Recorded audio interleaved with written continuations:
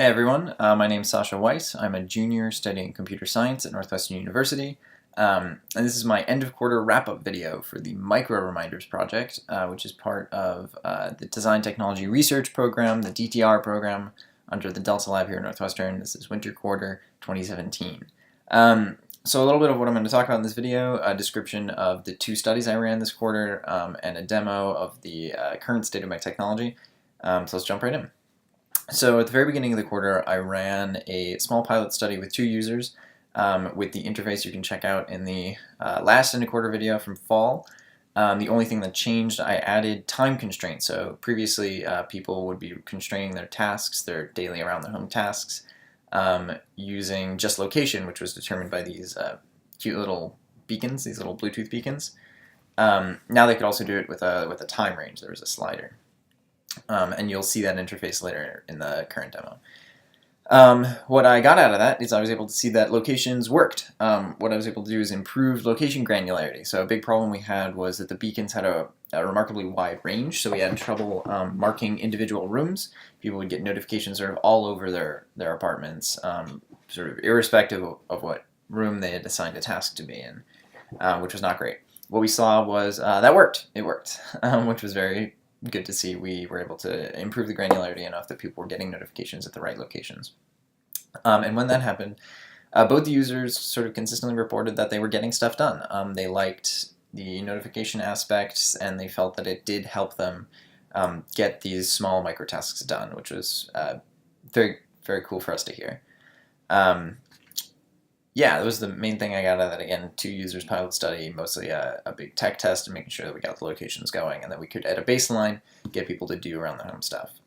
So what I'm going to do now is I want to jump into a demo of what the technology looks like right now, describe how it changed, and then give you a description of the second study that I ran towards the end of the quarter. So what we're going to see here is what happens the first time you load up the new app, and what will quickly become clear to us is that there's an important change. Previously, beacons were hard-coded into the app. Now they are no longer. All that information is stored up in a cloud database, and people use well, we'll see in a second. I assigned every user a code word that they use to access their beacon information. The reason that's important is there's a tech bug I'll talk about later that I believe is tied to that. But so this is the first screen you're presented with. The testing one that I have is called Delta.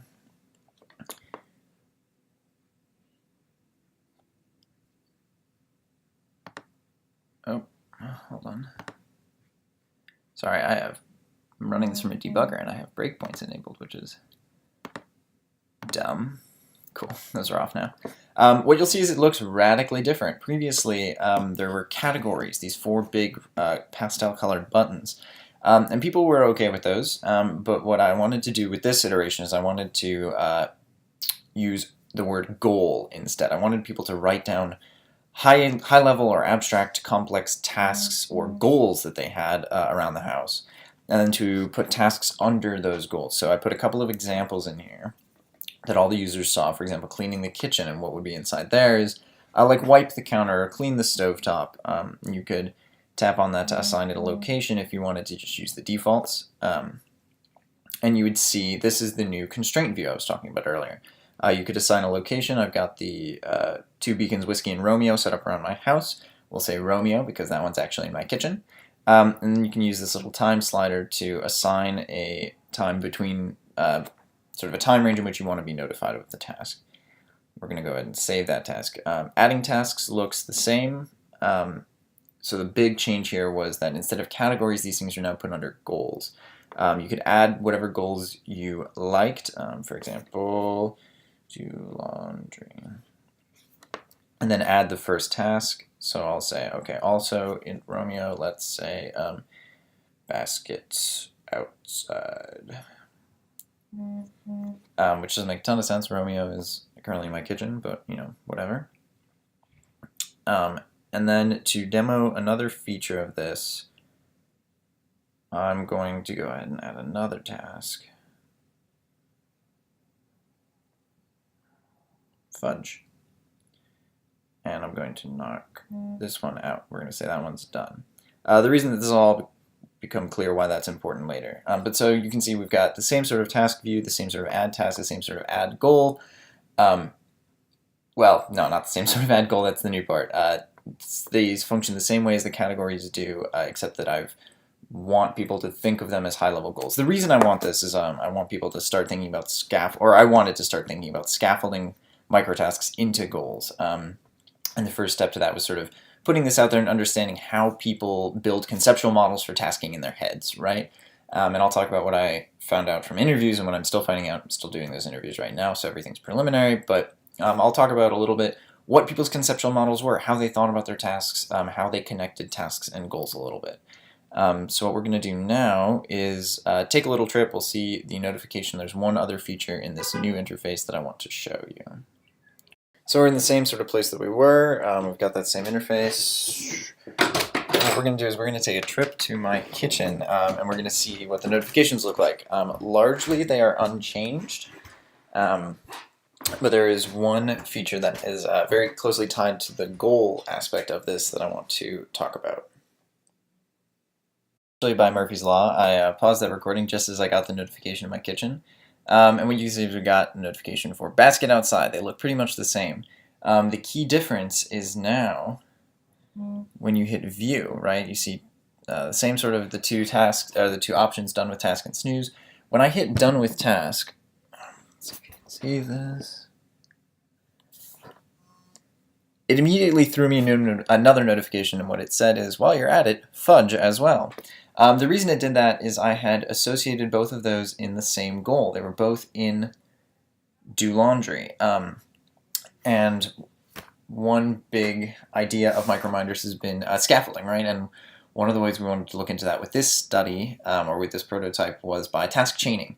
So when people got one thing done, if there were other tasks in that same goal that had the same context, but what that meant in this case was the same location, we actually relaxed the time constraint. So just other tasks associated with that location for that goal, they would immediately get notification of that second one as well. The idea there being that if they've just completed a task in a location, they're probably still in that location, they're probably still in a task-doing mindset, especially if the second task has to do with the same goal.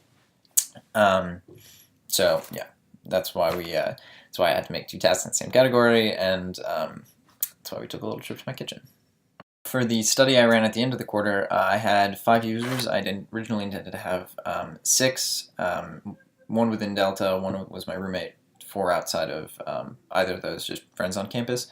What I was going to do is I was going to give 3 users version A, which would be the old version that you saw last quarter, or from last quarter's video, and give the other 3 the new version, and then have them both switch over after about a week, so I could really have a comparative, some comparative evidence.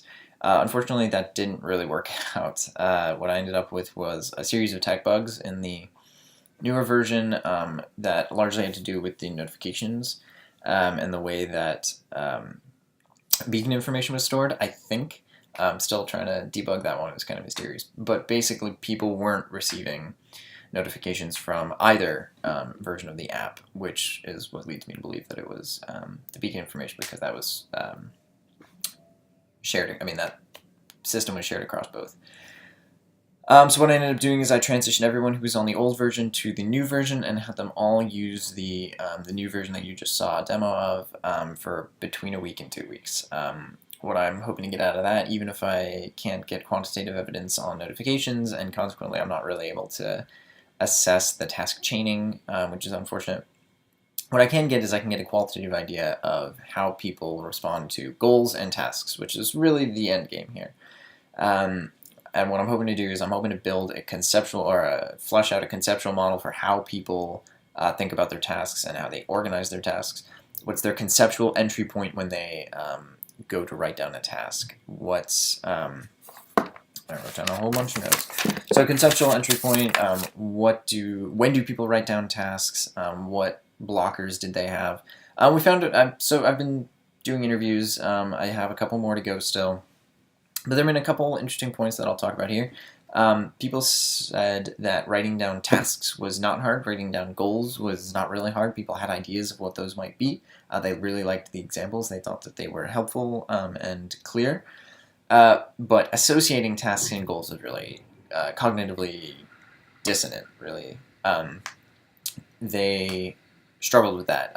They felt like when they were writing down a goal, if they knew they had to put tasks into it, they felt like they had to think of all those tasks right then.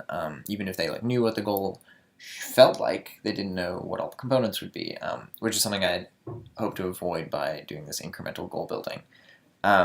When people wrote down tasks, they didn't necessarily know which goal they should fit into because they didn't always, and they didn't want to create new goals for individual tasks. Basically, there were a lot of confusing bits connecting tasks to goals.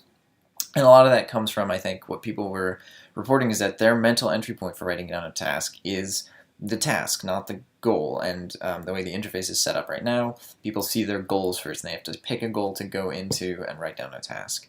But people wanted to, or my users reported they really wanted to just write down a task, and that maybe they would organize it later. They could categorize it afterwards, but their initial thought wouldn't be the goal or the category.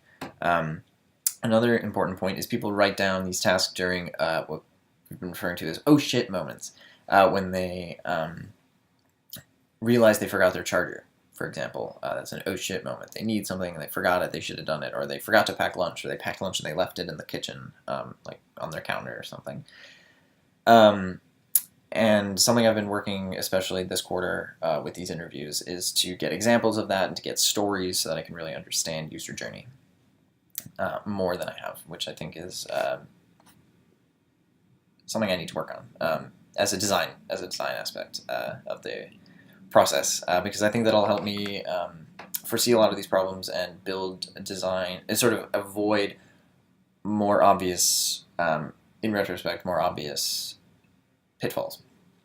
And another big thing that's come up is that people don't always have their phones on them when they're walking around the house, and that was a big piece of feedback I got, was that people wouldn't get notifications even if they were being triggered by the app, because they didn't always have their phone, especially if they were running to the kitchen to grab a glass of water, or they were just in the bathroom or something. People didn't tend to have their phones on them, which is a bigger question, which raises bigger questions for us as to both context sensing, context inference, but maybe also study setup.